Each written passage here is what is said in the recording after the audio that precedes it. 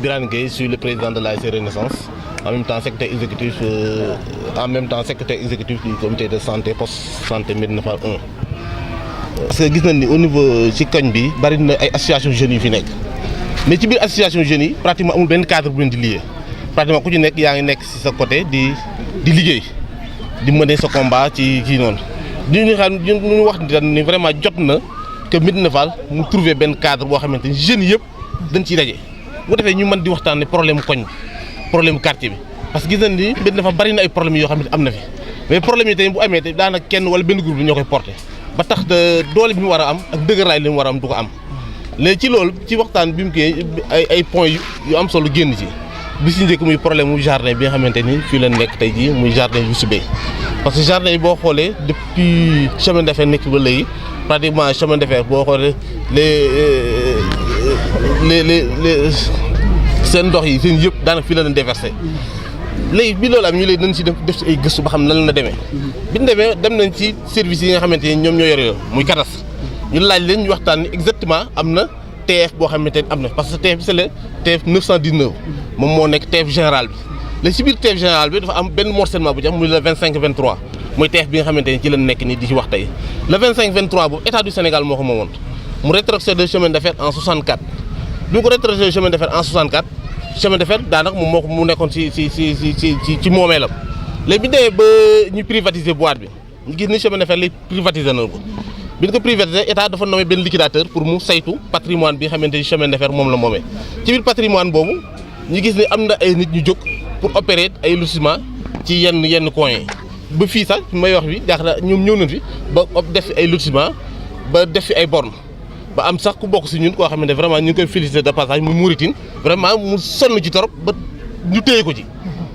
bi loolu amee te ñun nag vraiment léegi nekkatul affaire muur yi nekkatul affaire Médina Fall la ñun war nañ mën a jóg waxtaan à ce que état comme léegi dañ ko privatiser chemin de fer moo ko mel mu nekk ci moomee chemin de fer ñun dañuy demander ñu delloo ñu ko ñun waa Médina Fall parce que boo xoolee inconvénients yi da am yëpp ñu njokk nañ si biir parce que 64 ba léegi chemin de fer lépp lu ñu fi def léegi daanaka fii lañ ko doon versé kon donc ne serait-ce que pour ça ñun loolu war nañ demander à ce que ñu delloo ñu terrain bi bu defee ñu def loo xamante ni njëriñu ñëpp lay doon moo gën ñu def ko loo xam ne njëriñu moomeelu kenn nit wala ñaar nit lay doon daal loolu moo waral ñu woote benn bi ci point ba benn bi def suñu leen ko joxee par exemple waaw ba li nga xamante ni moom ñi ngi ciy réfléchir sur deux projets parce que ñi ngi wax problème mu marché problème mu lycée parce que xam na ni fii Médina Fall na am problème espace am na problème espace am na infrastructure yu bëri yoo xam ne bëgg nañ ko mais amuñu ko def parce que amuñu espace léegi comme fii espace la noonu ñu ko dox bu ñu koy jeexee ñun dañ ci waxtaan def ci lycée am na ñeneen ñuy wax leen mais yooyu yëpp dañ ci waxtaan ñun en tant que doomu Médina Fall ñu waxtaan ci ba trouver bi benn consensus boo xamante ni njëriñu ñëpp la moo gën ñu ko def moomeelu kenn nit beneen business muy le cas de notre jeune frère Ousseynou Diop moom it ñu gis ni depuis lu mat ñeenti at ngi nii ñu ngi ko téye ci kaso bi ndax lan parce que dafa def benn publication sur Facebook boobu léegi tamit am na ñoo xamante ni vraiment ñu ngi lay féliciter de passage muy ñoom xaar seen ak ñeneen ñi nga xam ne vraiment depuis le début ñu ngi si doon mener des combats. publication bi lu mu ci doon wax. ci affaire Charlie Hebdo la affaire Charlie Hebdo la def benn publication ñu téye ko si. depuis maanaam da doon kañ wàllu terrorisme. da doon kañ wàllu effectivement mais loolu tamit mën nañu ko jàpp di koy xale parce que xale parfois di nga def loo xam ne erreur lay doon mais tamit loolu c'est la jeunesse. parce que boo xoolee kooku moom comme ni ñu ko waxee boo xoolee comme bi mu nekkee lycée benn dafa fait partie des meilleurs. même bi mu demee université vraiment c'était une brillante étudiante kon donc loolu ne serait-ce que pour ça ñun dañuy demande à ce que ñu ouvrir son procès ko bàyyi nañ ubbi son procès loolu moo tax ñu ne Médina Fall yëpp nekk ci ginnaaw pour jàppale pour que xale boobu ñu tooñ ñu def procès ñu libéré ko dans les plus brefs ñu àtte ko effectivement parce que xam ne bu ñu ko àttee dañ koy bàyyi mieux dañu même bu ñu ko bàyyee na ko état jël en charge parce que mënuñoo jàpp gone ko toll ci wàll ci digg jàngam nekkoon jàmbaar ci lépp état téye ko 4 ans vraiment bàyyi ko noonu muy dem noonu vraiment ñu demandé même bu ko état bàyyee nañ ko indemniser recruter ci fonction publique fayal ko ay études supérieures am parce que vraiment dañ koo tooñ ñun nag loolu la ñuy moo tax ñun ñu booloo pour que au moins loolu lu am na beneen bi mooy problème assainissement bi parce que ku ne xam na ni Médina Fall réseau d'assainissement biir Médina Fall la jaar ba centre d'expiration bi yaakaar naa su près la nekk muy kër Seydou Ndoye te boo xoolee quartier ci bénéfice yi yëpp Médina Fall moo ci gën a yellu parce que suñu dëgg la jaar ñu ne vraiment li ñu bëgg mooy que au moins ce réseau là au moins ñu mën a fexe waa Médina Fall mën cee bénéficier wu loolu mooy la nga xamante ni moom la. mais yéen tawat yëpp am ngeen ci droit tawat ko doomu quartier bi ngeen mais amul woon ay kuréel yu gën a yeey conseil de quartier wala maire commune nord bi ngeen fan. waaw loolu boo gisee ñu constituer en collectif parce que gis nañ ni problème Médina Fall prise en charge bi dafa des parce que bu fekkente ne woon conseil de quartier parce que conseil de quartier bi li may wax nii ci affaire terrain bi yëg nañu ba li nga xam ne jot nañu des ñoom am na benn compromis sax bu ñu d'accord ak ñoom te ñun d'accorduñ ci loolu. ça veut dire que ñun gis nañ ni loolu fekkente ne jël na en compte problème yi ñu am yëpp kon du nekk fii tey di demander loolu mais gis nañ ni dafa bari ay problèmes yoo xam ne mi ngi ci biir koñ bi te conseil de quartier bi jël ko en charge. municipal bi jël ko en charge léegi nag ñun nag ñoo ko comme ñun doomu dëkk vraiment ñun ñoo ko war a mën a taxawal suñu bopp pour mën koo fajal suñu bopp. Et ce matin vous êtes là sur quelle casquette? Aujourd'hui on est là, on a créé un collectif qui se nomme cadre de concertation qui regroupe toutes les associations de Médina Fall. Parce qu'on s'est dit qu'au niveau du quartier il y a beaucoup d'associations de jeunes mais il n'existe pas un cadre qui regroupe toutes ces associations pour parler au nom du quartier. Et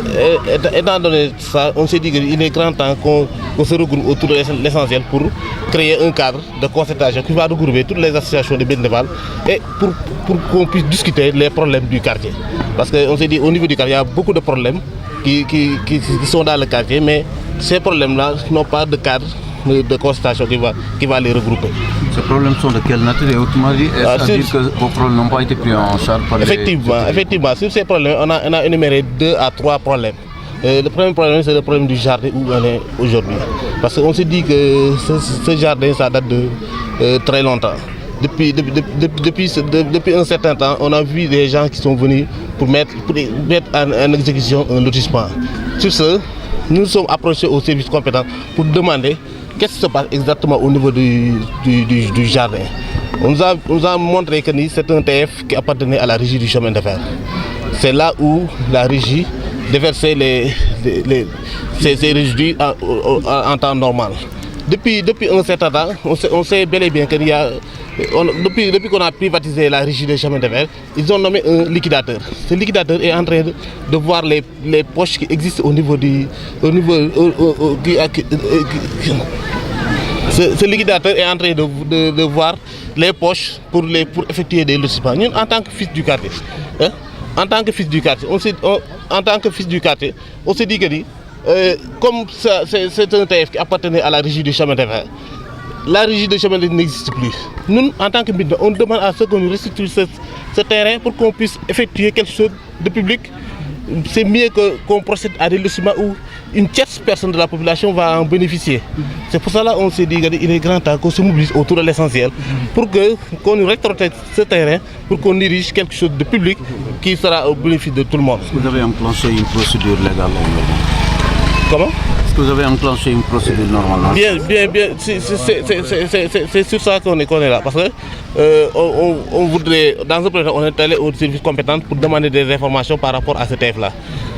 Sur ce, on va écrire au service compétent pour leur dire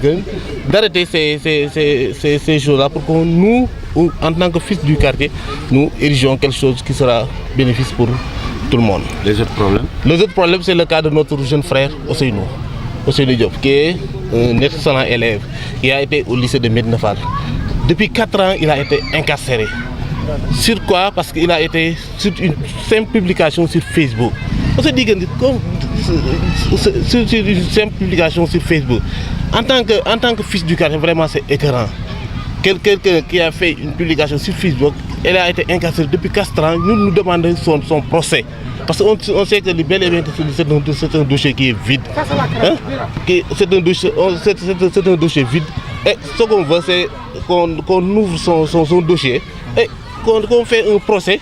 Au-delà de ce procès même, on demande à l'État de l'accompagner. Parce que depuis 4 ans, il a été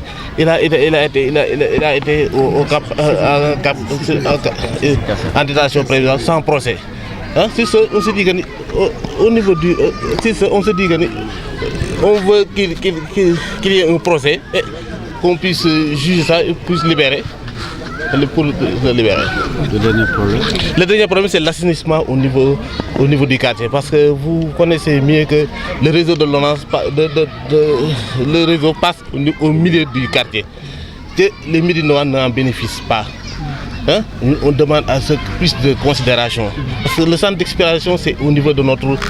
c'est au niveau de Kër Seyib Ndoye, qui est un quartier de la zone nord. Ne serait-ce que pour ça, pour plus de considération, nous demandons à ce que ce réseau-là, les Médinois, ils trouvent leur compte, hein, qu'on bénéficie de ce réseau. Parce qu'on ne peut pas faire quelque chose qui passe au niveau du quartier sans que les Médinois bénéficient.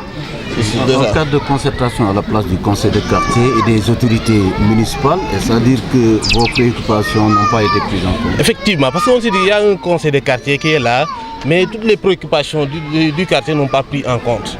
Ça aurait été pas ça, on ne serait pas ici pour demander à ce qu'on restitue ce terrain-là au problème de Ousseynou et au problème d'assainissement. Il y a tant d'autres problèmes qui sont dans le quartier. Et on se dit qu'en tant que jeunes, on devait se mobiliser autour de l'essentiel pour qu'il y ait plus de considération en vue de ce quartier.